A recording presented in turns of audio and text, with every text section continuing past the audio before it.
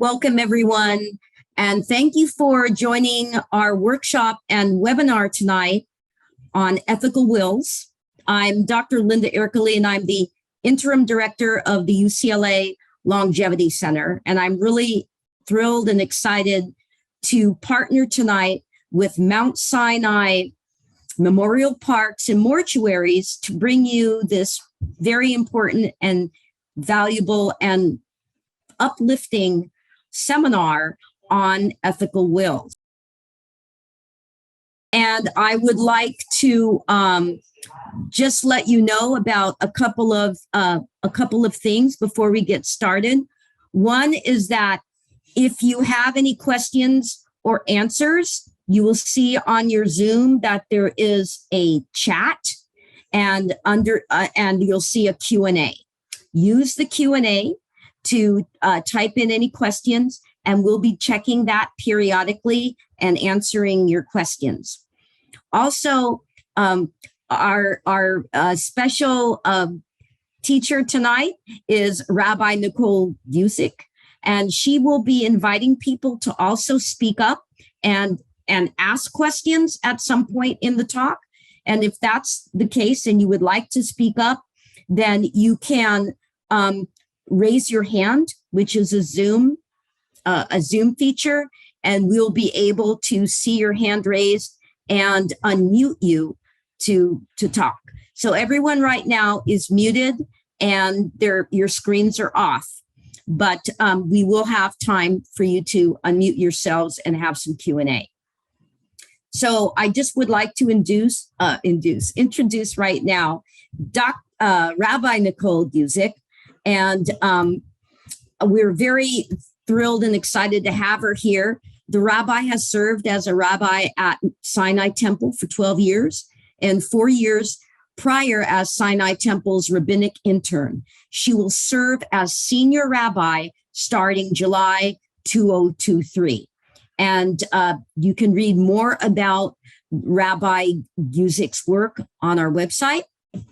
And then I'm also going to turn this over next to Kimber Sachs. And Kimber is the Director of Advanced Planning at Mount Sinai Memorial Parks. So welcome, and go ahead, Kimber. Glad that you're here tonight. Thank you, Linda. I appreciate it. And thank you so much for setting this up for us so that we can speak to the community about something that is so important. I'm really thrilled tonight because a lot of times when people think of wills, any kind, an estate plan or anything of that nature, they're thinking of their mortality and they're not feeling the way we want people to feel tonight. And our hope tonight is that you're inspired and motivated and leave this first session feeling good about planning for your future and what you're going to leave behind. So as Linda said, my name is Kimber Sachs. I'm the Director of Advanced Planning at Mount Sinai Memorial Parks and Mortuaries. My title doesn't necessarily capture everything that I do, but I'm sure for all of us in whatever we do in our careers, our title doesn't necessarily encompass everything. But the one thing that it does do, and the only thing that matters to me, is that it has the word planning in the title. And for me, that's the most important because we can't plan for things that we don't know about. And what drives me every day in serving the community is the ability to educate people, to provide information, to be the best resource I can be, and to help people with the life cycle that inevitably we're all going to experience. I had the pleasure of doing a webinar with Rabbi Guzik.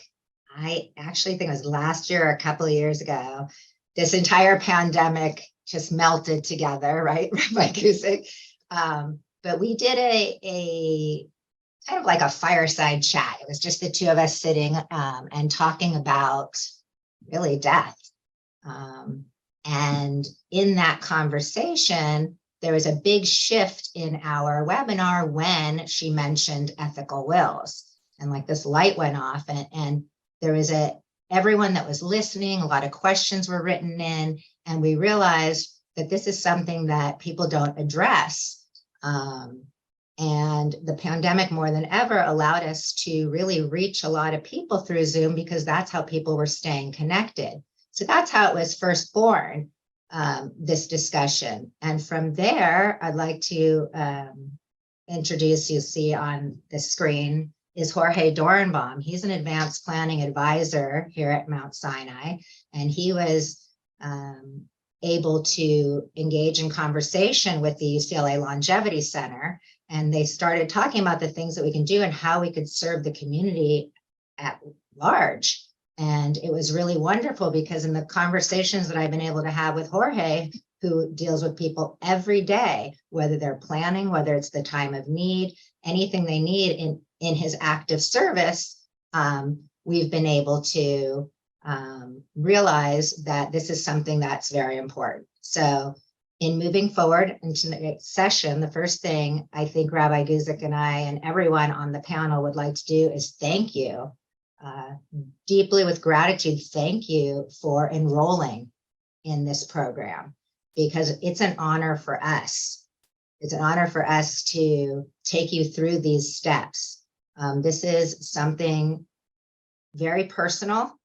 It's everything that we're going to do is going to have you in exploring ethical wills. It's going to require you to think about who you are, your own mortality, and it's a very private space that you're going to be in, and you're allowing us to guide you through it. So I want to thank you on behalf of all of us on the panel for allowing us to do that with you.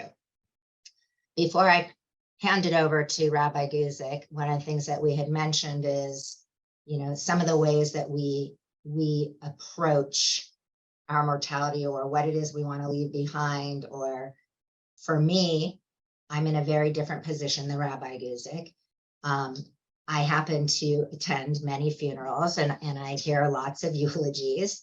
And this was a really interesting week for me, because on Monday, not only did I attend a funeral that actually Rabbi Guzik's husband is also a rabbi. He spoke at this funeral, but I also did my own ethical will.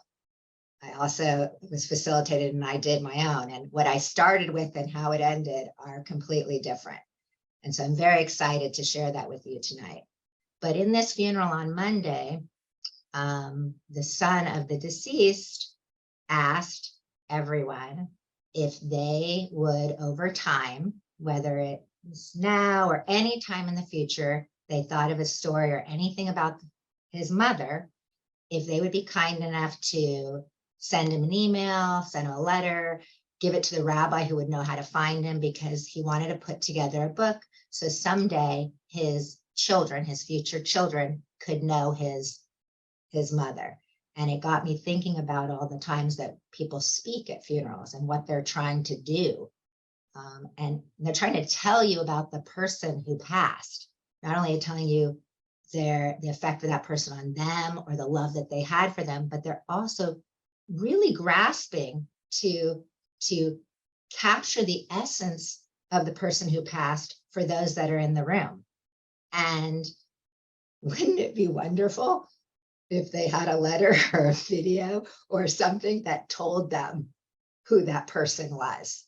And that to me is the legacy, and that to me is what an ethical will really is, because we can guess based on our perception, because that's what life is. It's our perception of that person. But how wonderful it would be if we actually had a document of some sort that left us with some level of information that allowed us to really know what they wanted us to know. And with that, I'm going to turn it over to Rabbi Guzik, who is a colleague for quite some time. And I'm so happy to engage you in conversation this evening and hear what you're going to share with us. I will preface it with that Rabbi Guzik is going to start by sharing with us and informing us where an ethical will comes from, the origin, because it's really fascinating, the history of an ethical will. And that's really what we're going to touch on in this session.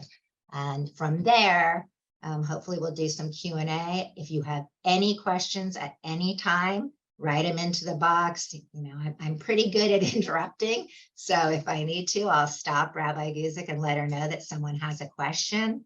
But again, thank you so much for letting Mount Sinai Memorial Parks and UCLA guide you through this process this evening. So Rabbi Guzik. Great. Hi, everybody. I also just want to thank everyone, UCLA and Mount Sinai for having me tonight and for including me in this conversation, which I truly feel honored to be a part of. And so thank you so much for thinking of me because this is deeply personal, as Kimber mentioned, prior. I am sure as we share different stories tonight that this will bring up various memories and emotions. And I ask you to hold on to them because I think those memories and emotions will help drive the impetus to start writing down pieces of your ethical will. And I'd also say in preparation, if you can if you want to use your computer and pull up a Google Doc, or if you have a piece of paper, a journal, or, a pen, pencil, something to write with, I really encourage you to have something next to you so you can, I would love it if you took notes, but honestly, this is more for you to write down phrases, ideas, thoughts that come to mind, because as you're going to learn through my sharing, there's not one way of writing an ethical will, but I'm certainly going to give you some ideas and thoughts that will help you get started. And Kimber, as you were speaking, I'm going a little off script here, but as you were speaking, I think the word that captures what you said is imprint. That we hold on to the memories of our loved ones, but we also, in Hebrew, we have this phrase, ledor vador, from generation to generation. We want to know that our loved one has made an imprint from one generation to the next, that their life has meaning, and that their life doesn't end with our life, that their legacy continues on for eternity. Now, whether or not that happens, we don't necessarily know. But it's something that we hold on to. I think each and every one of us hold on to so deeply. And an ethical will is one of the ways that we can ensure someone's eternal message. So I'm going to pause there, and I want to share, I'm going to share a bunch of stories tonight. And I'm also going to share, as Kimber said, some of the historical traces of where ethical wills began. And again, feel free, ask questions, just to give you an idea, a little bit of who I am, because this really, like I said, is so personal. So it feels funny not to be together in a circle, so I can see your faces and we can engage with each other. But I hope you kind of feel like I'm in your living room and we're sitting across from each other and sharing, these kind of intimate moments together. As explained, I'm a rabbi at Sinai Temple. And I'm a rabbi with incredible other colleagues. It also happens to be that my husband, as Kimber said, is also a rabbi, and we will be co-senior rabbis together at Sinai Temple starting in July. We have 3 children. I hope you don't hear them. If you do, you'll let me know. But one of the stories I wanted to share with tonight is several years ago. My husband and I, we were towards the beginning of our rabbinate. So he was actually at a different synagogue. I'm assuming everyone online tonight is in California, but maybe I shouldn't assume that. But at the time, he was a rabbi in the Valley. So, about, 20 or so, 30 miles north of where I am. And we took a trip together, a week-long trip to Syracuse, New York, where his family is from. And the reason why we went to Syracuse at the time is because we went for a big family reunion. So my husband's last name is Sherman. His name is Sherman.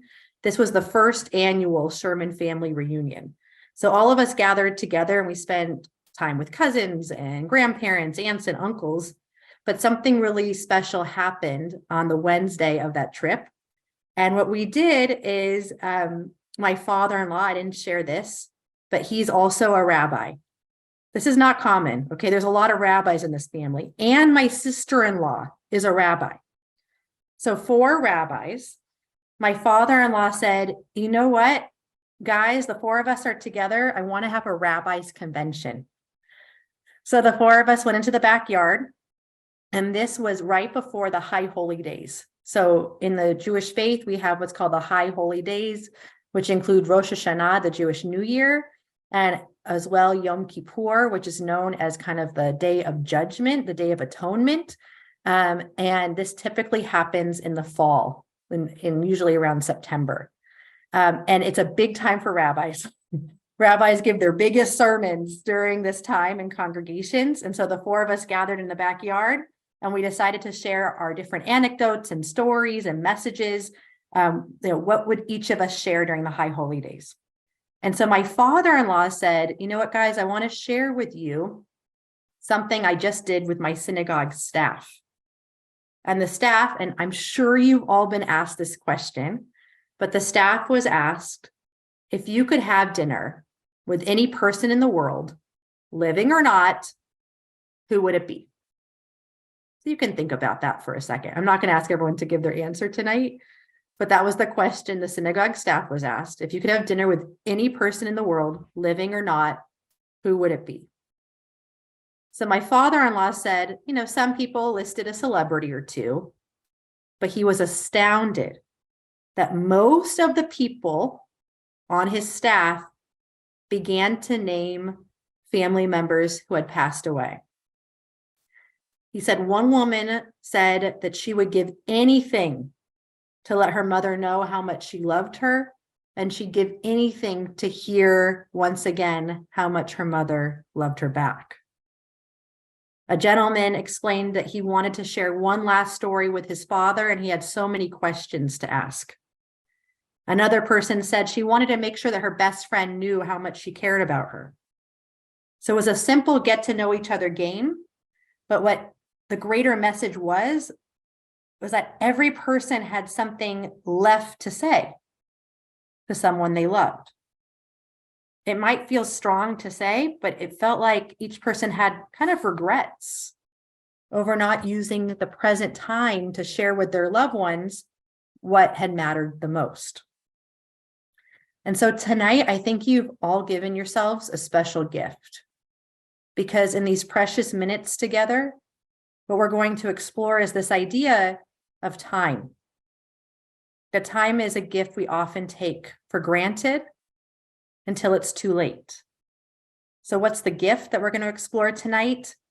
It's an ability to share with our loved ones in the here, in the now, stripped of embarrassment or remorse or hesitation, to write something. And I really mean something, because it might look like a poem, it might look like phrases, it might look like a letter, but embedded within this something are the themes of why we love the person to whom we're writing to. I know we're going to talk about that a little bit later. Who are we writing to? And why and how do they matter in our lives?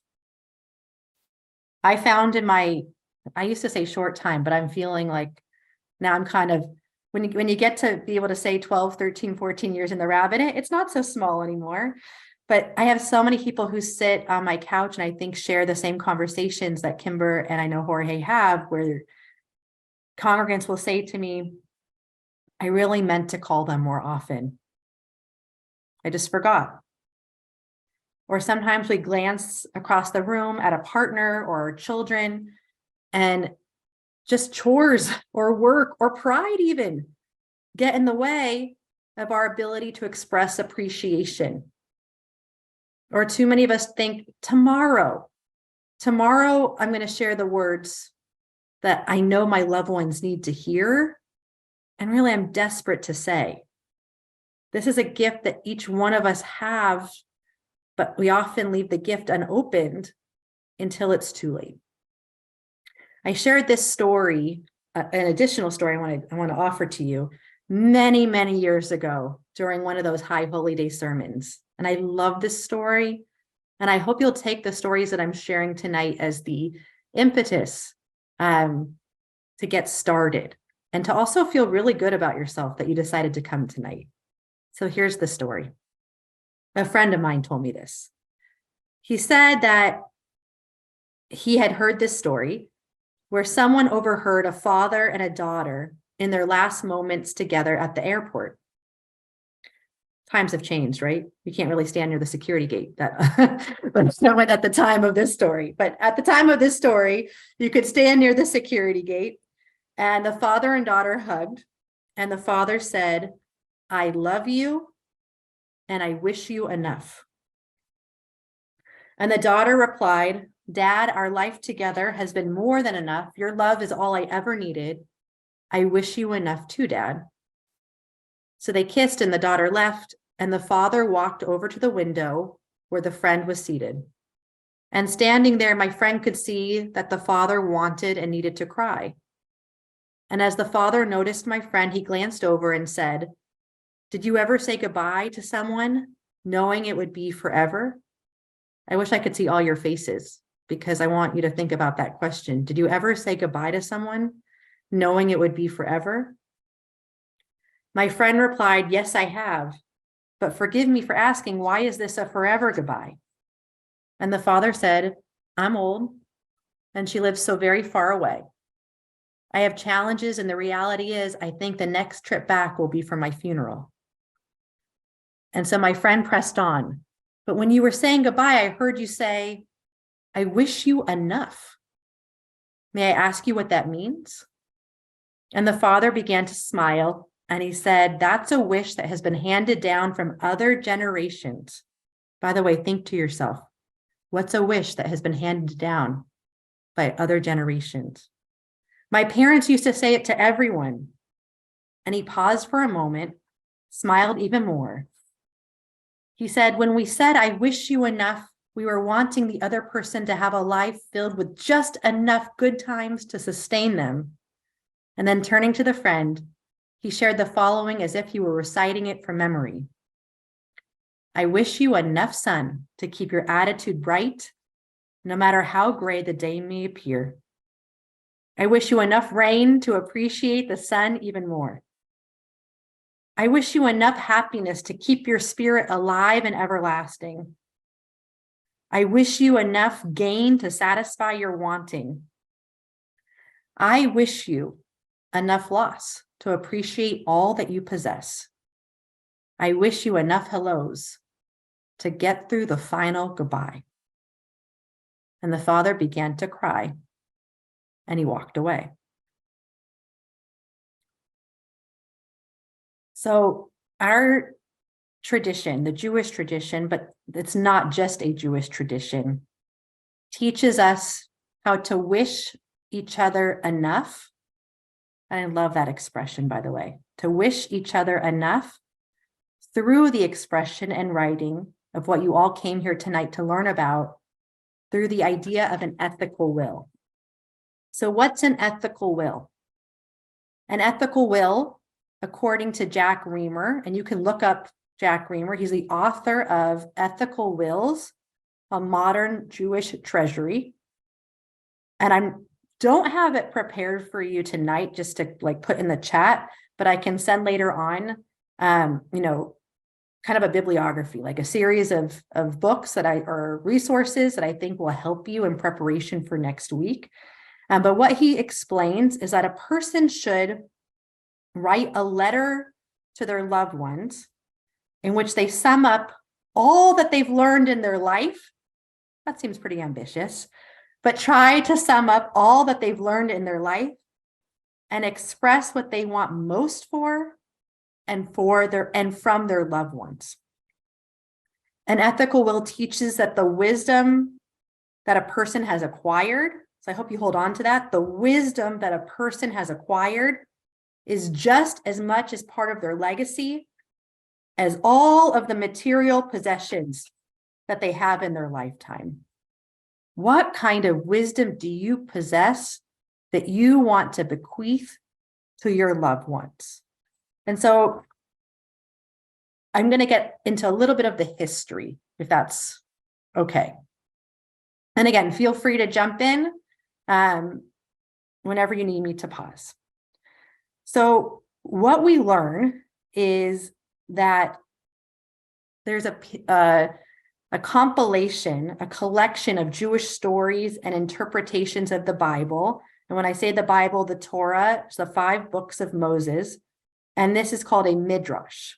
So midrash is really rabbinic interpretation of biblical verses. And I want you to imagine the following picture. This is what the midrash asks us to think about. That the biblical patriarch Jacob asks God for signs to let him know when death is knocking at his door. And by the way, I've sat with congregants at their bedside not too long before they're about to die, asking the same kinds of questions. Rabbi, when will I know? How will I know that the time has come? And so when Jacob asks for that question, it's just such a relevant question. But he's frustrated because in knowing he's about to die, he knows he has to leave his children. So listen to what biblical Jacob cries out to God.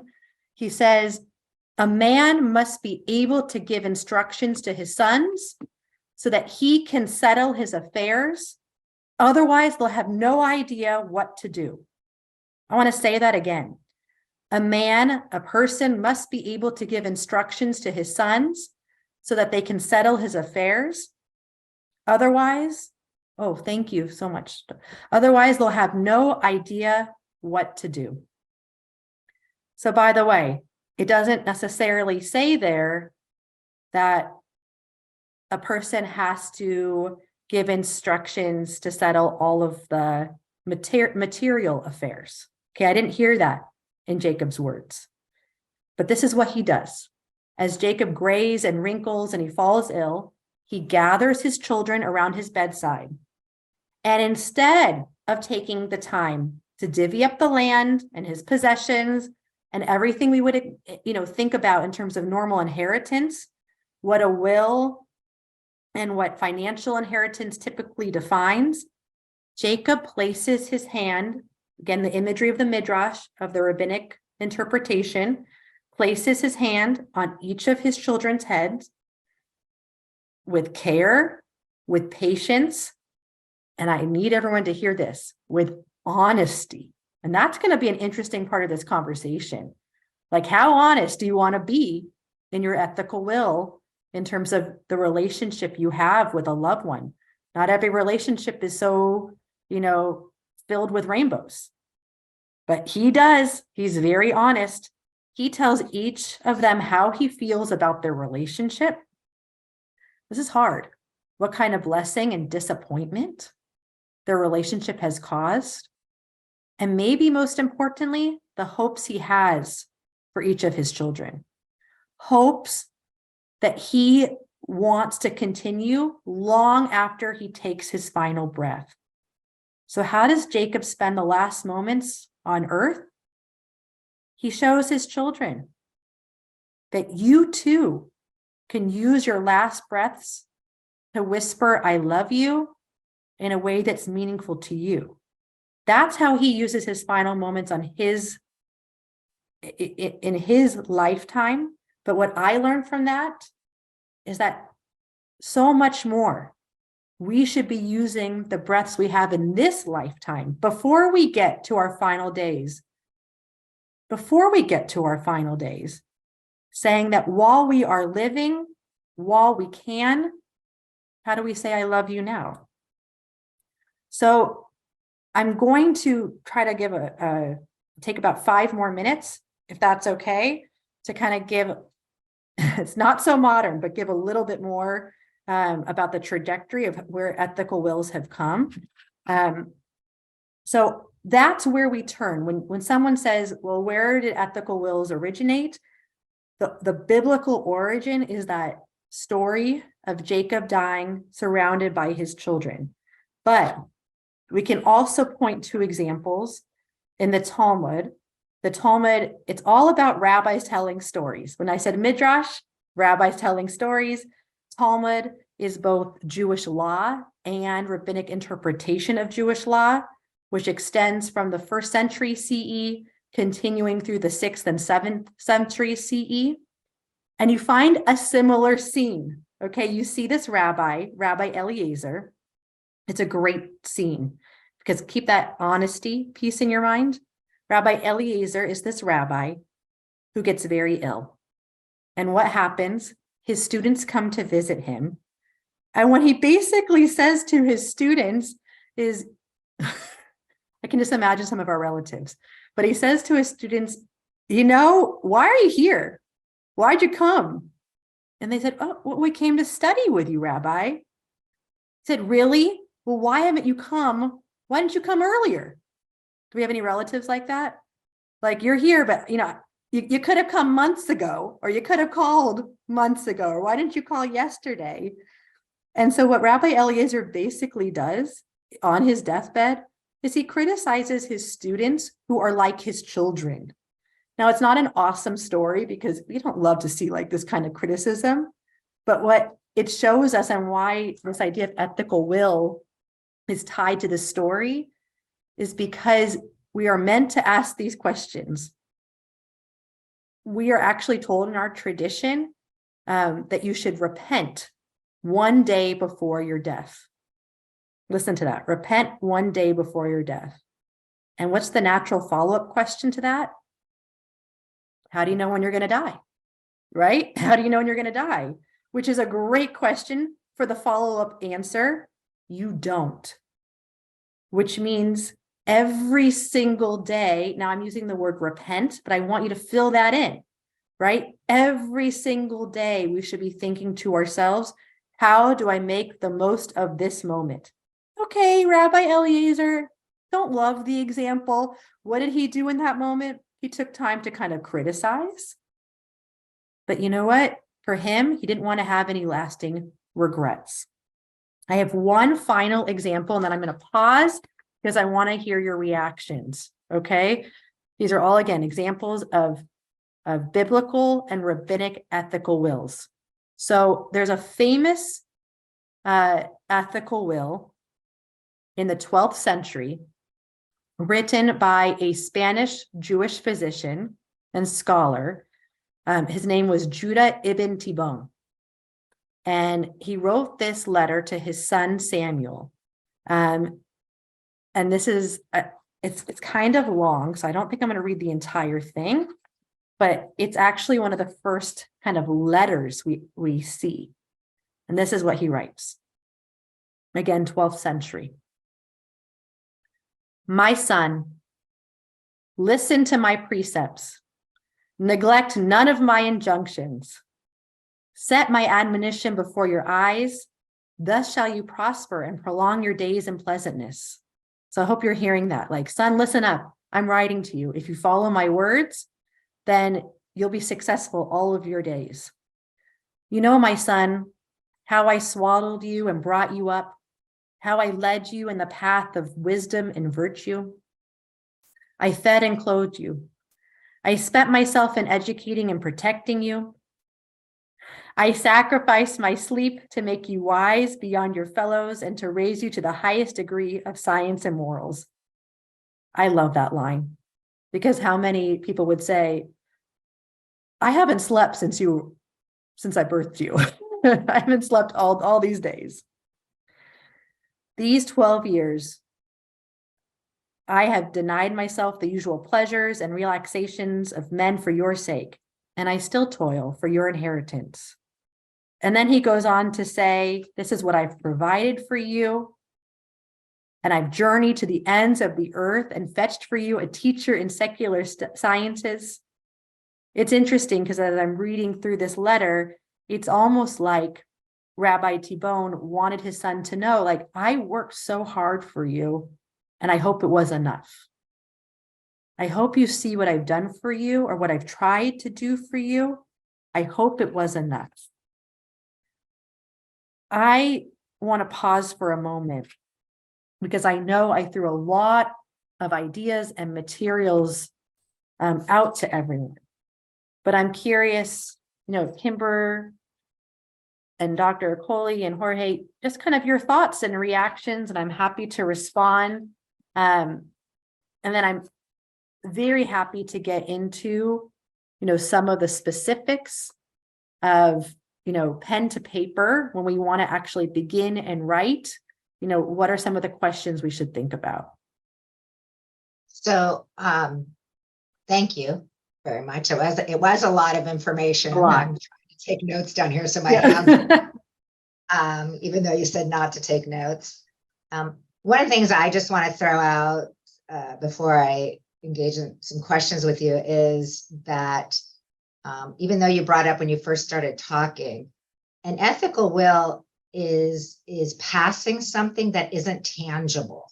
Mm-hmm. So other than the instrument that you use, like a letter or a video, these are not tangible things. Correct. So, and we will definitely get much more into that next week about your legacy or your values and how we pinpoint those. And towards the end tonight, I think we're okay on time. Rabbi Guzik will be giving us some prompts or things to think about. But I do think that's very important that you understand and you start to think about that. One of the things I wasn't really sure about and that you spoke to, and I've always struggled with this, is you said, I don't know if it's a midrash or Talmud, that we should repent every day. Repent. Yeah, you're right. Go ahead. So to me, I'm not a fan, but of course that's my personal opinion, and I'm here to guide others in doing it, of it being a letter where we're asking for forgiveness. In this ethical will. Like, to me, I think there's a difference between how, like you're saying about love, how we show love. You tell them, but it really, how do you show love every day? What it is you're showing love, and an ethical will, to me. And what, so the repenting every day, though, I don't like the idea of asking for forgiveness, but I do like the context of it is we don't know when we're going to die. Exactly. So the thing to me about that statement is that an ethical will, which we talked about offline and you'll discuss later, is kind of like this living document, is at every time you're writing something, because if my children were listening, I was like a tiger mom, and my thing every morning to them was, poor planning equals poor performance. Poor planning equals poor performance. And you have to, make the bed, and it has to be perfect, like that military video, that guy who gives like some speech and says you need to make your bed every morning. So that's my idea: is you live every day. You shouldn't live every day like you're dying, but that you're doing all that. You make sure that the people around you, you're leaving them with what you would want to. You're showing love, you're acting, you're being who you are. And if they don't know, then that's why I think this ethical will is so valuable. One of the things I said to someone online, there was a chat, is my daughter, who, Rabbi Guzik, has been sick for years. She's chronically ill. And I thought, if I were giving, God forbid, her eulogy, or I had to talk about her, or I asked people about her, they would say that she's brave, and that, what is it that she would leave? What would her last, that she's strong and that she's brave and that she'd want to leave these things to people, like put one foot in front of the other and you can do it. She's this motivational speaker. And again, it goes to perception versus what it is, like Jacob wanted to say to his children at the last minute. People would say she's motivated and she's this and she's that. But as her mother, I shouldn't speak for her, but I know if she were writing an ethical will, she would tell people to be inclusive, because I know that my daughter, she's 22, she's been sick since she was 10. The only thing she's ever wanted is a best friend and to be invited to a party. And I think if she were going to leave something or write something, everyone thinks it's going to be this big motivational thing because of the way she speaks and how she presents to people. But what she would really say is, the cliche, be kind, be inclusive, invite the whole class, right? Because there are actually people out there that don't even have a friend. Right. So we don't know what people are thinking. We only know what we see and what they present and what they give us, but that doesn't necessarily mean that that is what they value. She behaves that way because she's inclusive. She wants to give. She cares. But what we see is not actually what she's doing. So Right. I just thought it was interesting, the repenting. Yes. And I don't know if I took it the right way. I do the idea of repentance that's a hard word. You know, I also like the idea when you think of the Hebrew is tshuva. So it's an idea of return also, like a return to self, a return, a centering. Honestly, I really take it as a gift of time. And if you kind of hold on to that text every day, waking up, what a beautiful gift of today. What a beautiful gift of today. What am I going to do with today? If you don't mind, I saw the Q&A and I think they're helpful for this part of the conversation. Cynthia said, have you ever seen an ethical will incorporated into an obituary? I'm going to try to answer both of these. And Irene said, having very different relationships with different beloveds, friends, and family, I can't imagine having a single document saying the same thing to everyone. Could you please speak to this? Thanks. So, fantastic questions. Yes. I have been lucky enough to have a few people who have written ethical wills where where their loved ones have said, by the way, here's the deceased ethical will, or by the way, I had 2 congregants send me their ethical wills before they died. And to be able to own, and I think this is what you're saying too, Kimber, like to be able to own your story, how do you want to be remembered? I think that is phenomenal. Not only to be able to give like the historical pieces of the obituary, you know, historical pieces of the eulogy, whomever is going to get up and eulogize you, to be able to say accurately, like, this is the pathway of this person's life, but to be able to say, as you did, Kimber, you know, this is the message that I meant to offer during my lifetime. I don't know if I achieved it, but this is my message. Doctor, I feel like you want to say something. Yeah, it's not quite related though. I mean, all this is going through my I know, it's like, it's a lot. so much rich. So I don't want to, I can keep going. I can distract you from your path. I do have a comment, but go ahead and answer the questions in the Q&A. So, okay. So anyway, I would say yes. And by the way, please, if you do have written up somewhere a family history, if you have written up somewhere, you know, different, as I can't believe, like, I'm clearly speaking too much because the time is getting away from us. I want to get to the prompts. But if you do end up writing any, you know, an answer to any of these prompts, or in the second session, really writing an ethical will, please alert your loved ones. People won't know necessarily to go look on your hard drive, or, you know, go look through various folders on your computer or in your bedside drawer. Tell them. And as we said at the beginning, this doesn't have to feel morose in a way. I think it's uplifting. And so I also wanted to share, and I think this speaks to the second question, can you write multiple ethical wills, you know, to the various people in your lives? Like I said at the start, there's no right or wrong way of doing this. You might have a folder, ethical wills, and have different letters to each of your loved ones. That might sound like a lot of work. Maybe you have a paragraph, or here's a line, you know, it depends on your relationship to those loved ones. I wanted to address, just for 1 or 2 minutes, the idea of when. When do you write an ethical will? So I love Kimber. I mean, I'm so sorry that it was a funeral of a close friend, you know, that prompted you to do that, but it clearly gave you the motivation. And I think that's beautiful.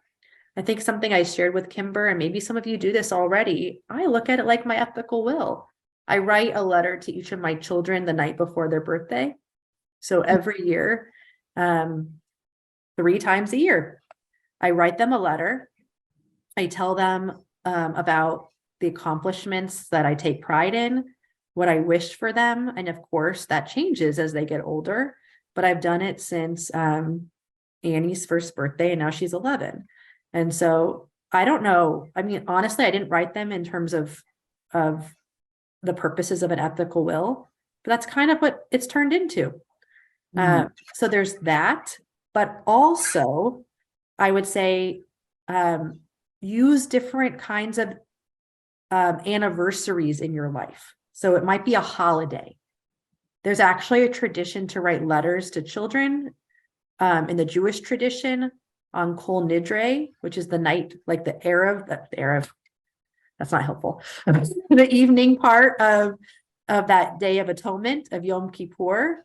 And so the idea is that every single Yom Kippur, you write another letter.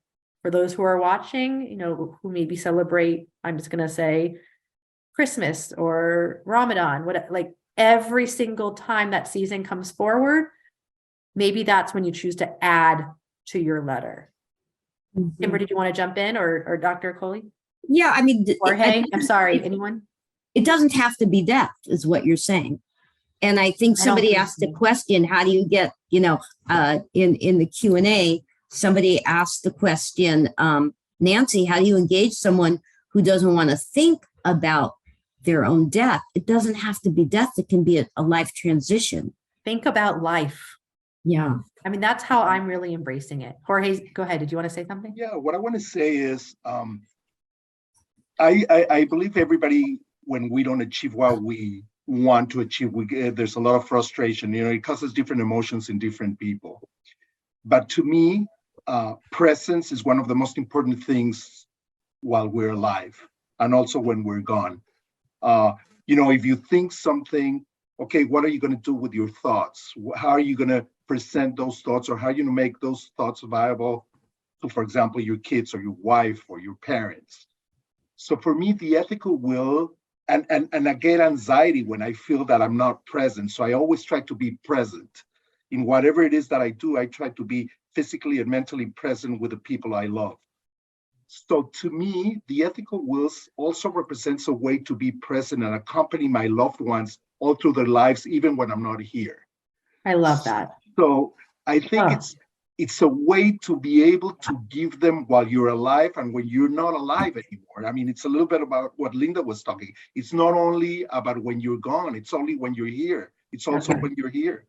And I share this because, you know, I'm sure that we all have thoughts, okay, what is going to happen when I'm gone? What is going to happen when my kids are 25, when they're 30, when they have kids, when, you know, I remember telling my wife before we had kids, okay, we're going to love our kids, but how do we know we're going to like them, right? It doesn't matter what. I mean, it's always, you know, thinking about those things. And this is a document or a way to put something together that would be part of your permanent presence with the people you love.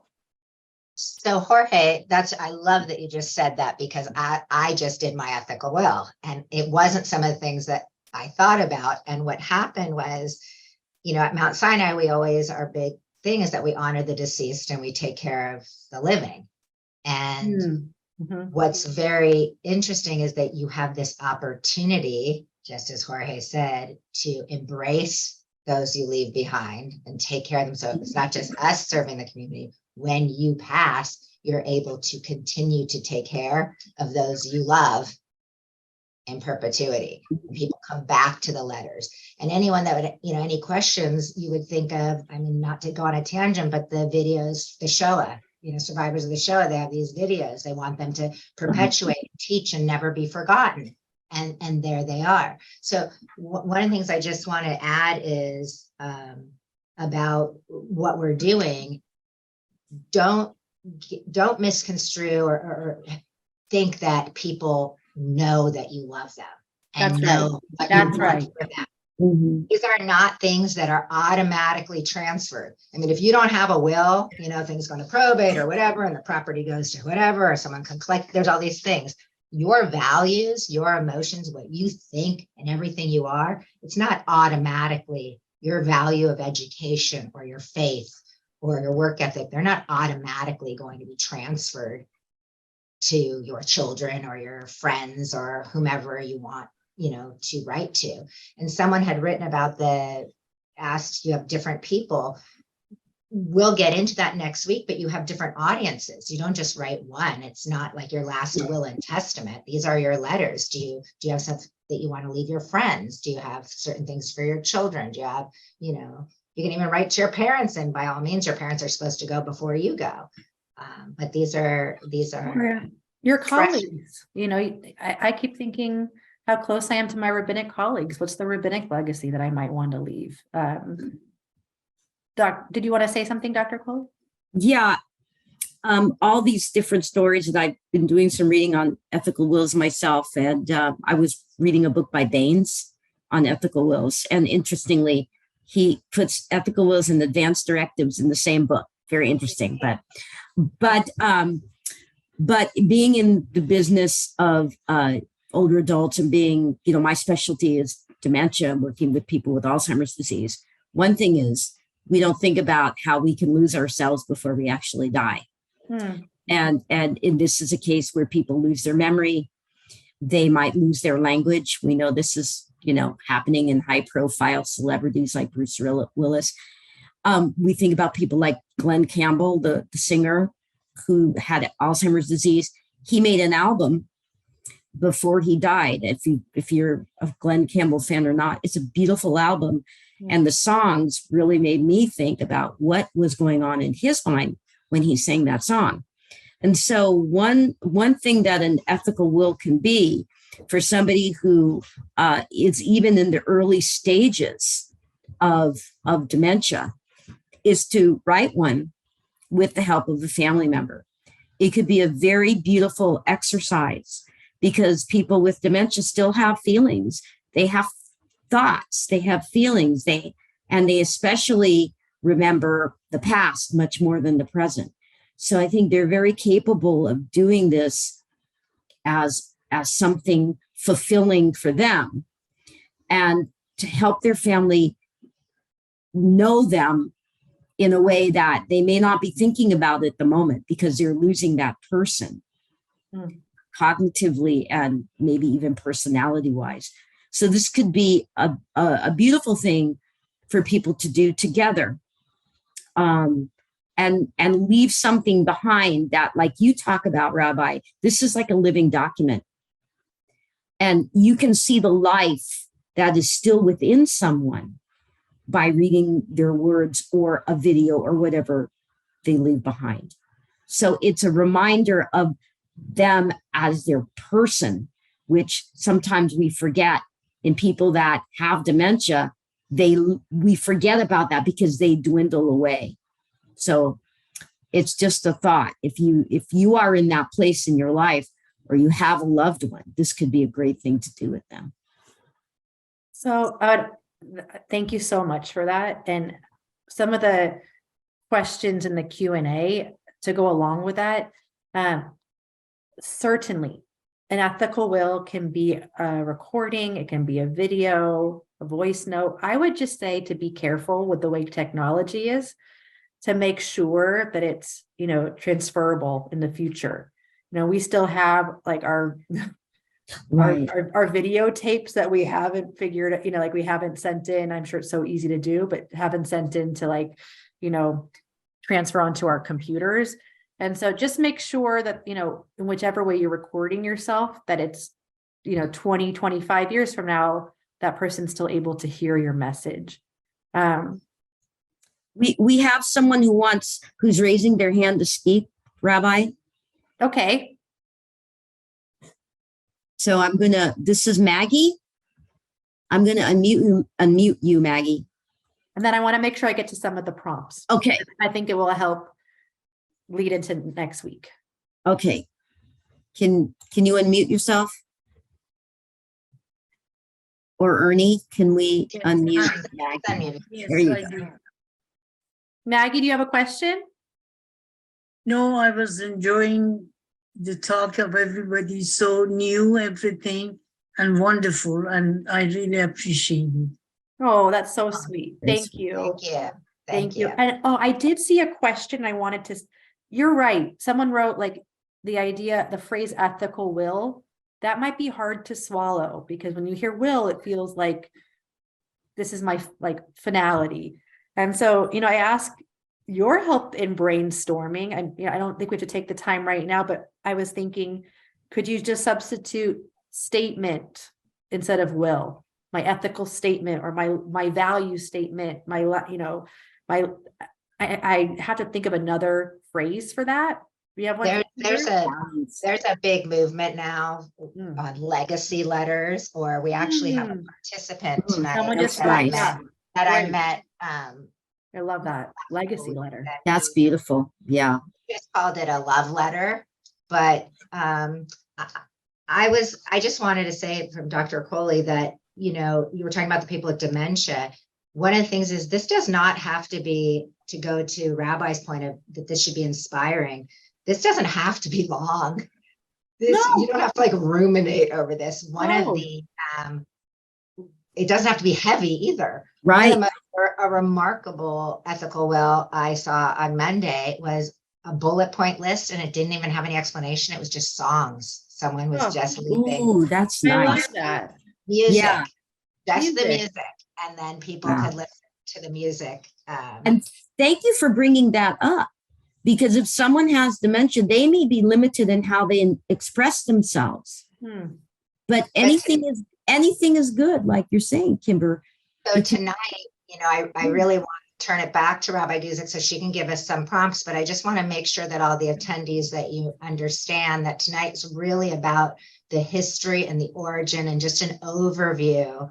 And I really invite you back and hope that you're back with us next week, because we will actually get into the writing. We're going to be writing them. And it's an amazing gift, not only to the person that you are writing it to. And that's what I want to leave you with tonight. You're giving yourself a gift. Yep. When you write this, I did not think that. And I actually went into a meeting the next day and told our general manager that we should do this for everyone on staff, because I never felt the way that I felt after I wrote it. You give yourself a gift. It's almost like you ground yourself in it. And it's very interesting about how you're going to move forward from that moment, from writing that. So no matter who you are, this isn't just about if you have children, you have friends, you could just leave it to your community. That's right. Everyone has a story. And I heard an amazing quote that when a person dies, a library burns down. Oh, wow. You have an entire world of stories within you, and life lessons and experience and wisdom. And you have a gift to give those you love and care about, as well as a gift to give yourself. And we're really going to explore that next week. So I want to thank you for joining us tonight, and I'm going to turn it back to Rabbi Guzik. I just thank you. I love that you said that. And what a beautiful quote. And just that image is going to be seared on my mind, truly. So for those who have a piece of paper next to you, or if you just want to hold on to some of these questions, if you ask yourself, to whom? That might be too hard right now. That actually might be hard to answer. And that's okay. It's okay to start with the questions and decide after, this is who I'm going to share this letter with. Or for some, it might be easier to start with the audience. So I'm going to leave you to think about that more next week. But I also invite you, either way, just to start. And here are some of the questions. So often it's easy to start when you think about, what are 3 core values in your life? What are core values in your life? And just a little commentary on that. What I'm asking you to do with that kind of exercise is, how do you define your life? When you think about what's most important, the principles in which you live your life by, what values come to mind?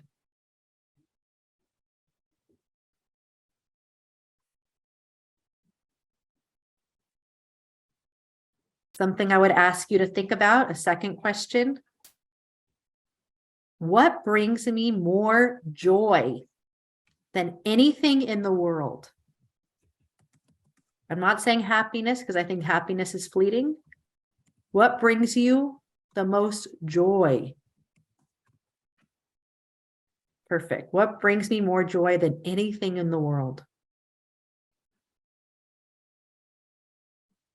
Sorry, I think this is so fun because what brings me joy today was very different than 20 years ago, which God willing, I think will be different 20 years from now, which means I have to revisit that question in 20 years. Mine is coffee. I love coffee. I love you for that because I love coffee. I think this is helpful. Okay, this is tangible. Okay, but not. So listen, family heirlooms. Do you have an object that was passed down to you that reflects a story you want to share? Do you have an object that was passed down to you that reflects a story or a legacy that you want to share? Because how many times do we say, God willing, you have something? This, I don't know. I have so much Jewish stuff. So it's hard for me to, like for us, it's like this goblet, this Kiddush cup. It's a cup we use at our Sabbath dinner. This Kiddush cup was passed down to me from my Nana, but you know what? I never asked her the story behind the cup. And gosh, I wish I knew that story so that I could pass it down to my children. I think we all have something like that. And then write down the story, because you don't want that story just to stay in here. You want that story to be able to share that imprint, right? That imprint that we desperately want to leave in this world. Another one. Identify 3 people who have made a difference in your life.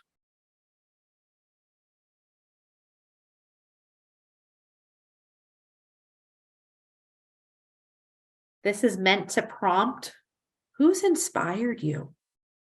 What inspires you? How'd you get on the path that you're on today? I always ask teenagers that before their rite of passage, before their bar or bat mitzvah. I always say, share with me the people who got you to this moment today. Because it's really hard for teenagers to sometimes think outside of themselves. So I like them to think about who got you to where you are today. And how, I just think that's such a gift for your loved ones to hear, wow, I never knew that my loved one had this mentor in their life, or that they were close to their grandmother. I didn't even know that. So, I gave you just a few, but if you're, I hesitate to use the word religious or spiritual, but I'm going to put this in here as a last one because I'm a rabbi, so I'm going to. But I'd say the last one is share an experience in which you saw God's hand in your life. Now, for you, if you don't like the word God, maybe you want to say share an experience in which you felt sacredness in your life. Share an experience in which you truly felt like life had meaning. You shape that question to the way that best fits your life. I have some concluding thoughts, if that's okay. But I know, is that okay? If my concluding thoughts, and then we'll, happy to hear everyone else's. But, I really want to emphasize, as I said a few times, that the point of tonight is not, as we said, worrying about when the end is near. Tonight is about the gift of the time that we have. and using this time to tell our loved ones what they need to hear, but also what we need to say. And so some of my own prompts, this is something I think about. Why do your children make you smile? Tell them. Write it down. Tell them. What does your partner or beloved or friend add to this world? Tell them. Why are you grateful for your parents? Tell them. Why are you proud of your friends or your colleagues? Tell them. Who do you love in this world? Tell them. We have this great gift that's called an ethical will that reminds us, don't wait. Don't wait. Instead, let's be grateful together for the gift of this moment and the ability to leave our imprint in this beautiful world. So thank you so much for having me and for letting me engage in this meaningful conversation. Thank you, Rabbi Guzik. That was beautiful. Thank And you. thank you, Dr. Ercoli. And thank you, Jorge, for putting this together. Thank you so much for putting it together. Oh, Thank you all for attending and being here tonight. And thank you all, Rabbi, Jorge, Kimber, for being here. Lots of food for thought. And we hope that you will tune in next week to actually do some exercises. You can copy and paste from this chat if you like, also those questions. And we'll see you next week. Thank you again. Thank you. Good night, everyone. Take care. Thank you. Thank you.